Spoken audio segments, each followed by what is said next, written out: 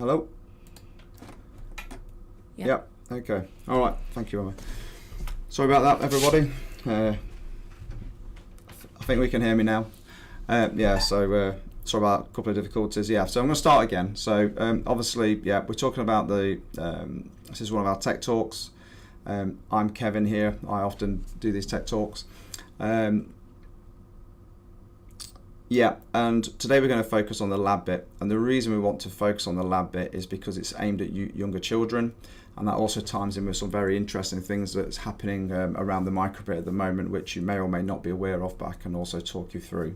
For those of you who haven't seen a lab bit, this is what one generally looks like. It doesn't have the wheel on the moment, so I want to sort of show you how that goes on, but it's a all-in-one desktop experimenting product for the microbit, extremely easy to code. And there's lots of things that students can do with it, and it's also very easy for teachers. So yeah, it's one of the things we're going to sort of cover today. If you do have any questions, I do have Mark here who's sort of monitoring the feed and any questions you have. He's the one I noticed the audio wasn't working, so I'm glad he's here. But yeah, by any means, let us know of any questions you do have. I'll do my very best to answer them for you. And if I can't answer them today, or you're watching this back, so not live, then feel free still to send those questions in, and we'll do our best to answer them for you on the YouTube channel. Okay, so yeah, the LabBit product, which I sort of want to show you now, is here available on the website. As you can see, it's a nice simple product. The microbit slides in. We've just changed the packaging on it, so if you've got an earlier version you may have had plastic packaging, but we've now put it in a recyclable cardboard box, so all the packaging can be recycled should you wish to. And these products, depending on how many you buy, about £35 down to 32 if you buy more than 10, which most people probably will be doing if they use them in a classroom situation. And it's got lots of features. Again, I'll take you through those features in a minute. So yeah, it's a very affordable product, and as we can see from here, it's been designed for children of age 8 or older. It's not to say you can't use it with much older children. I mean, I've used it myself, but that's sort of we say it is suitable for younger age students, and that's one of the things we've designed around, really trying to make something that's very user friendly for that age group. And the coding is all done in blocks using Microsoft MakeCode, which I'll also show you in a little while. Okay, so yeah, that's what that product looks like. This version that you see here comes with a guidebook, which I'll show you again in a minute. We also have a version that's included in what we call a lesson in a box. And a lesson in a box, in a nutshell, really is a class set. So you can see here, you get 11, 1 for the teacher and 10 for students to share in groups of typically about 3 in a primary school classroom size is about 30, so 10 splits down to 3 a student. And the lesson in a box doesn't just include the product itself and the tutorials that you get with a normal version, but it also comes with a very large scheme of work designed to be, make sort of all the lessons and everything a teacher would need to use it in a classroom environment. And I'm actually going to show you one of those resources again in a little while. So if you're in a classroom environment, this is a great option. So you get lots of lessons and resources that are all digitally supplied on a memory stick, so you can put them on your smart screens and things like that in a classroom environment. There's things like PDFs and PowerPoints and all kinds of things that make it really easy to teach. And it's also supplied in this Grapnels carry tray. So if you're using it, for example, in one primary class, and then you finish with it and you want to pass it on to another teacher to use who's teaching another group of students, and it makes it extremely easy to do. Okay, right, so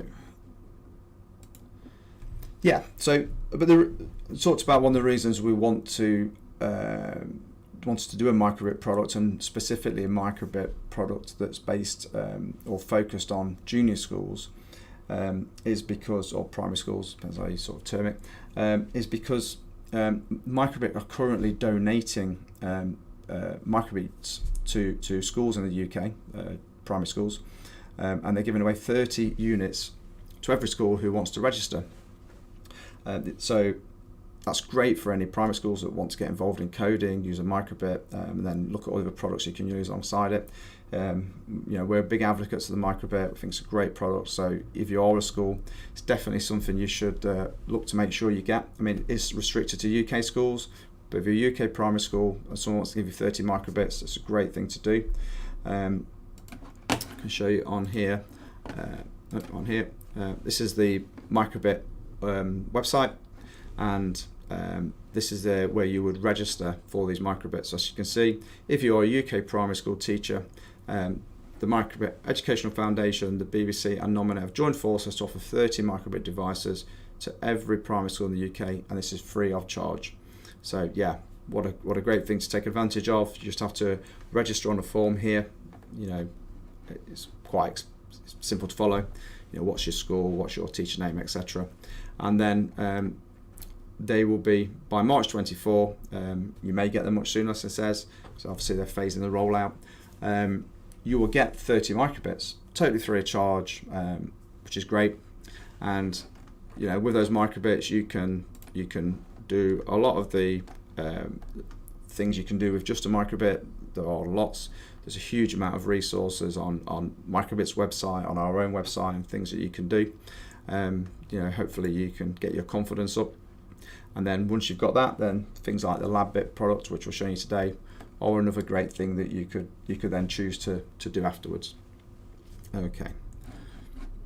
So I'm going to come back to myself. Okay, so what I'm going to show you now then is sort of what a basic LabBit looks like, how it comes, and the sort of simple bit of assembly you would do with it, and then we'll show you a little bit around how you would code that board, and I'm going to demonstrate some of the sort of some of the features that have been powered by some code that we've put on that microbit. Okay. Yeah. So this is typically how, without the microbit, this is typically how a LabBit would be supplied in its packaging. It's pretty much fully there. There's very little you need to do. The wheel does come separately because it sticks out, so it makes it difficult to pack into the box. But as you can see, it's just got a little push-on insert here that matches the axle on the LabBit motor, and all you need to do is push that on. It's easy as that, and again you can pull it off afterwards. Take your microbit, you can use a version 1 or a version 2 microbit, makes very little difference. I don't know if you're aware, but the original microbit was really great, but the newer version 2 added a few extra features. So this logo at the top, this is a version 1. The version 2, that's also a touch input, so you can touch it and use it to make things happen. And it also includes a microphone and a speaker on the back, which this one doesn't have. But you don't need to have those because we have a speaker and a microphone on this board. So irrespective of which version of microbit you have, the LabBit's still a perfect choice. And then to power the board, you come with a little AA battery holder, which you can put rechargeable batteries into, no problem. Or you can buy an additional power supply that you would plug in place of this, just a 2.1mm barrel jack there. And we do list the one that's compatible on our website. Yeah, so to power up, you would literally just plug the power in.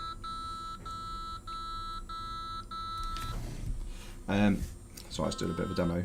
And then up here we have a power LED. It's probably a little bit difficult to see on this camera, but that is currently green. That's because these batteries are in good condition. That LED will then go orange when it's started to become maybe half discharged, and when the batteries are flat, that goes red. So as a teacher, if students say, oh, maybe something's not working as it should, it's a very quick indicator for you to know that actually, well, it's not working because the batteries are flat, and we can see that because that LED's gone red. So yeah, that's quite useful. I can sort of point you through a few of the other features on the board. We have ultrasonics here for measuring distance, and I have a demo to show that in a second. And that's blue. And the reason I want to sort of say that's blue is because all the input items on this board are color coded to be blue.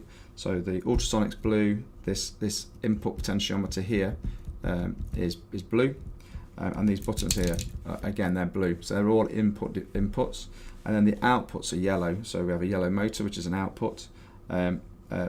This is the volume control for this speaker, so that's yellow. Yeah, and those kind of things. And then we have a few other bits and pieces. So we have the ultrasonics there. We have this analog input, which the microbit can read and can use to control things. We have a microphone just here, which can do audio detection. We have 2 buttons for inputs.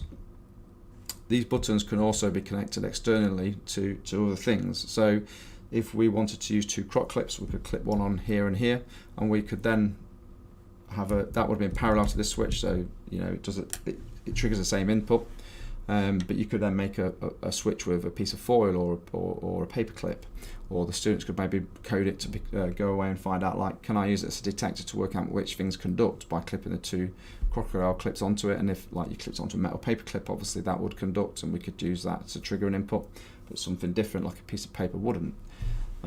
Yeah, so we have these inputs here. Here we have a traffic light simulator, so we have 2 sets of traffic lights. Again, I'll show you those in a minute.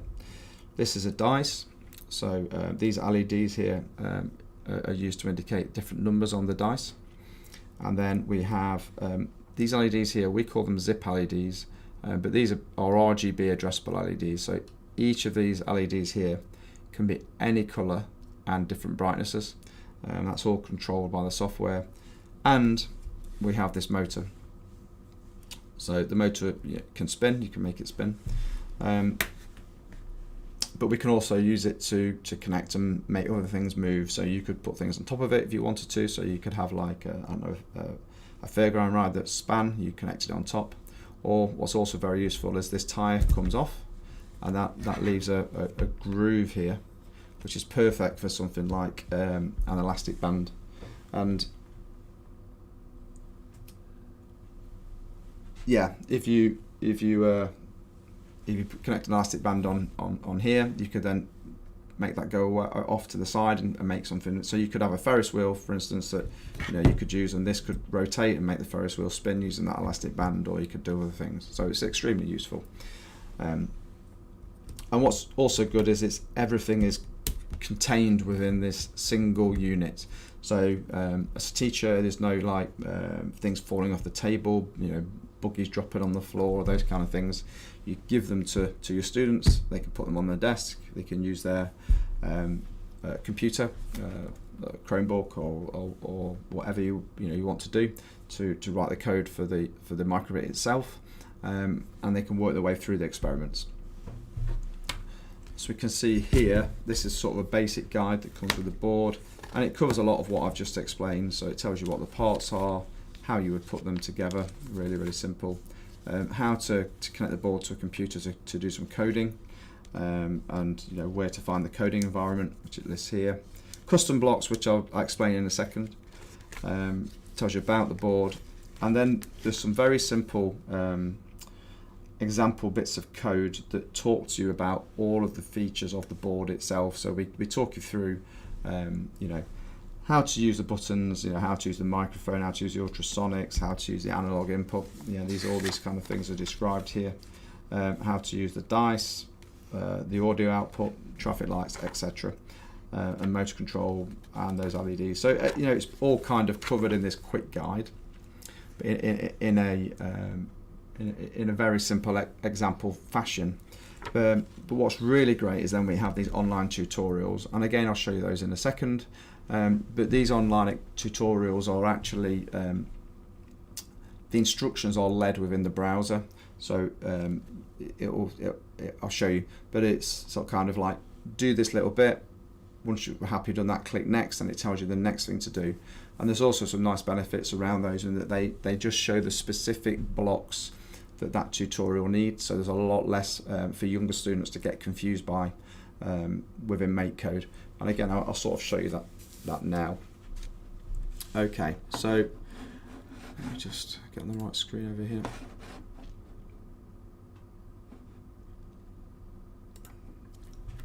Okay, so I'm just going to start off with a very typical MakeCode window. So I've opened a new project here, and then I'll show you the the ones that are the tutorials that sit within MakeCode as well, so you can see the difference between the two. So typically here, this is a normal Microsoft MakeCode window for a brand new project. This is exactly how it would appear. And then on the left-hand side, we have all these blocks, and there are a lot of blocks, but they're all nicely organized into these subgroups, so it's not difficult to find the things you might need. But at the moment, there are no blocks in here that are specific to the lab bit, but we've created some of those to make using the lab bit simple. Now, all we need to do to start with is actually add those in. So we go to this top corner here with this little icon, this sort of settings icon, and then if we go down to where it says extensions, this is where all custom extensions are housed. You can see there's lots of them for some of our products. I'm using the lab bit, so if I type in lab, there we go, I can now do that. And then what that will do is it will add in an extra block set into the side menu for the lab bit, and we can see those here. So I can click on lab bit, and then below that we have custom blocks, but again they're organized into subsets within that lab bit group. So we have inputs. So it talks about the analog input, that relates to that analog input potentiometer, or the twiddly pot that you can see on the bottom corner. Traffic lights, we have custom blocks for those. Dice, we have custom blocks. In here we've got, there's more than one traffic light, so it refers to, you can use a little drop down menu once you put the block in to select the specific, is it traffic light 1 or traffic light 2. We have dice blocks. These relate to the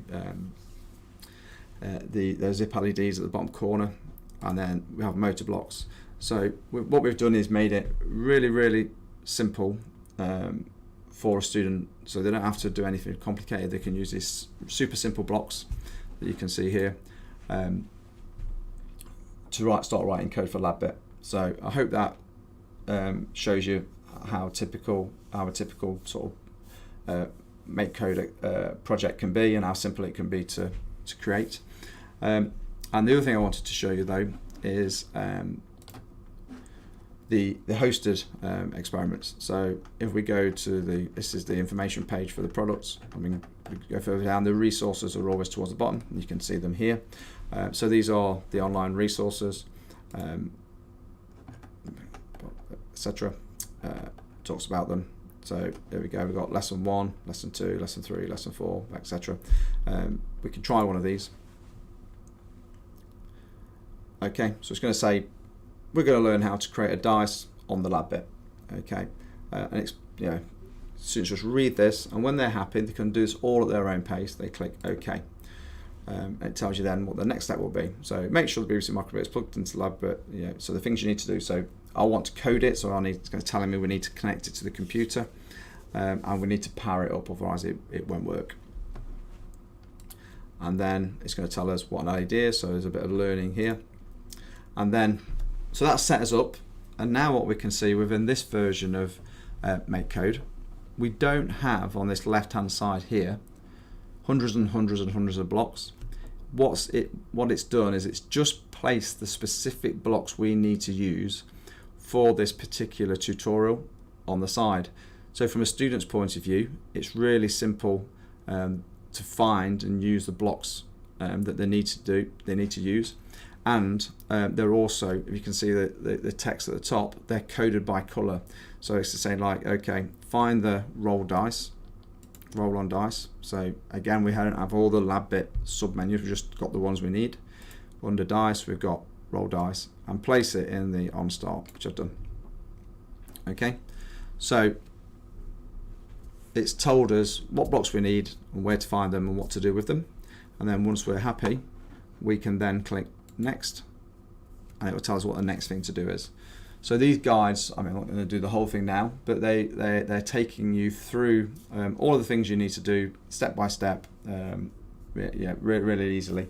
And because they're hosted in this browser here, you don't have to have different pieces of paper or worksheets out and things like that to follow. So it's really great for those younger students. Okay, so I hope that's helpful. So the last thing I'm going to do is show you the board in action, so we can we can sort of see a few of those features I've talked about in real life. Okay, so let me just pop back down to this demonstration camera. Okay, so here we have a board. We have pre-programmed this to do a few things.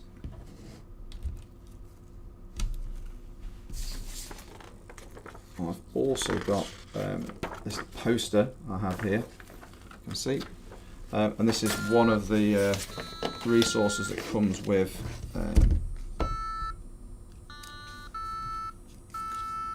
it's going to beep away at me. So this comes, this poster comes with the Less in the Box set, and what we're doing here is we're using the ultrasonic sounder, which we can see just here, and it's actually measuring distance and turn that into a relevant note. So the code for this would be quite easy. It would be if the distance is 2 centimeters, which would be less than 4 but greater than 0, then I want to play a C note. But if it's greater than 2 but less than 6, it would be a B. Then we're going to play a B note. So we can, our code, we can easily create this piano, which you can see playing here. So that's a demonstration there of that ultrasonic sensor at the front. It uses, so what it does, it emits an ultrasonic sound, which bounces back off a surface and is detected by the other one, and from that it can calculate how far the thing it's bouncing off is away. So yeah, that's one of the things you can do with this board.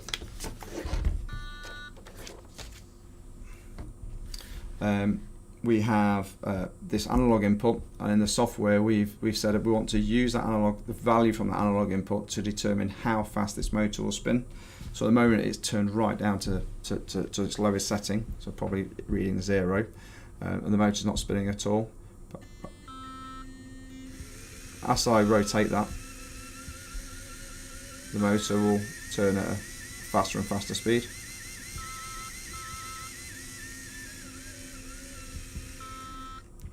Yeah, so so the two aren't at all connected. This is being read by the microbit. The microbit is making a decision then based on that reading, and then determining how fast it wants to spin the motor using software. That's great. Down here we have these LEDs, which are really difficult to see. At the moment they're actually changing colour. Yeah, you may struggle with this. But if I clap, what's happened now is those LEDs have actually stopped, so they're showing the same colour. It's showing a rainbow, and the rainbow's static, and when I clap again, that rainbow's starting to move. I appreciate on the camera it's probably one of the slightly more difficult things to see. Yeah, you're not going to quite get that one there. And then we've also got some other things programmed on here. So we have a traffic light.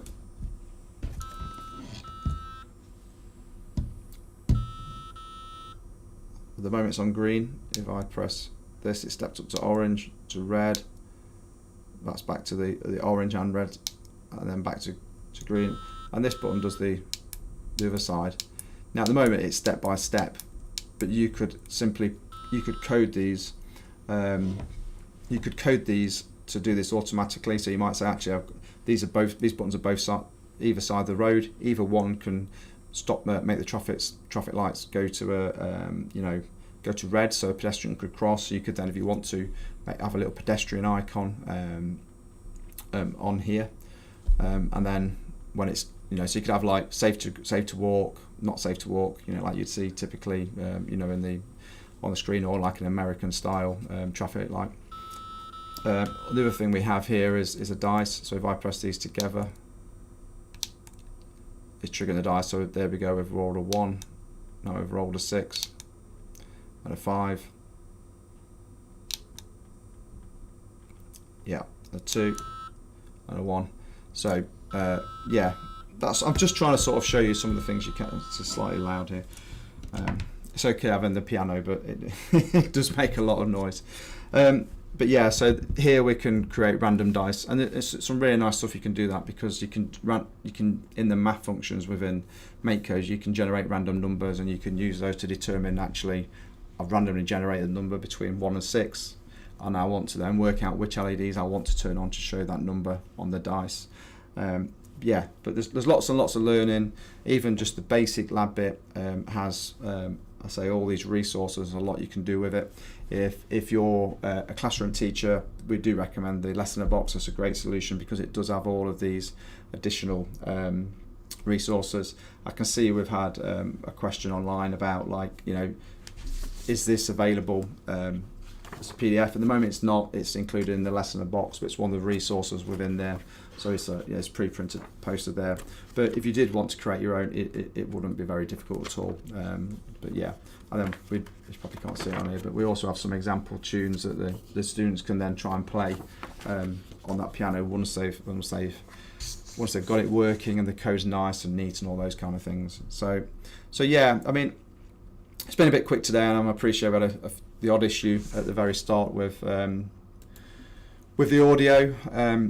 But I hope that's a good explanation. We do have some more finessed videos on the product pages as well that you can watch if you want to see more about this. But like I say, we really wanted to cover this product because it really is. It's one of the most popular lines we have for the primary education. So 8+, age 8+ here in the UK. So if you're overseas, primary really is younger students. And we've pitched this really from that age 8 onwards, which would probably be key stage 2 here in the UK. So yeah, I hope that's great. By all means, if you have any questions, please let me know. I just want to see if there's any more come in. Doesn't look like it. Yeah, we'll try and do more of these talks. I'm on my own today, unfortunately, but in the future we've got more people here that are quite keen to get involved. So we'll be able to have 2 of us talking, probably a bit more. We can bounce ideas off each other a little bit during the talks. And we've also got some input from teachers, so I'm trying to get some teachers involved on these talks as well. So from a teacher's point of view, they can give their perspective of how they successfully use these products in the classroom. Yeah. Okay. Well, thank you for joining us. I hope to see you again soon, and I hope you've enjoyed this tech talk. Thank you very much.